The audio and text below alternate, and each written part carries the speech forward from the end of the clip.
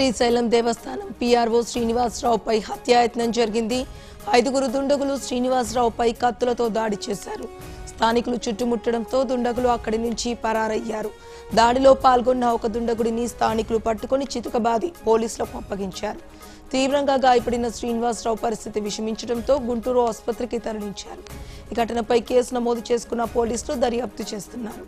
ఇదే అంశానికి సంబంధించిన పూర్తి సమాచారం మా కరెస్పాండెంట్ అశోక్ అందిస్తారు. అశోక్, కర్నూలు జిల్లా శ్రీశైలం దేవస్థానంలో పీఆర్ఓ పనిచేసిన శ్రీనివాసరావుపై రాత్రి గుర్తుపడిన వ్యక్తులు కత్తులు దాడి చేశారు. దేవస్థానంలో స్థానికంగా హాస్పిటల్ చికిత్స నిమిత్తం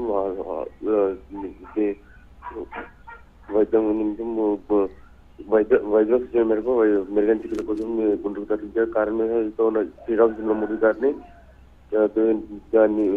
వారిని నివాసం కలిసి తిరిగి వేరే సమయంలో 3 వ్యక్తులు పీఆర్ఓ శ్రీనివాసరావు దగ్గరకు వచ్చి కాళ్ళలో కారం కొట్టి కత్తులతో దాడి చేశారు. అయితే ఈ విషయంలో దీనిపై మాత్రం పూర్తిగా పోలీసులు కేసు నమోదు చేసి దర్యాప్తు చేస్తున్నారు. అయితే ఇది వ్యక్తిగతంగానా లేదా దీనిపై పోలీసులు ఆరాధిస్తున్నారు. Right, thank you Ashok.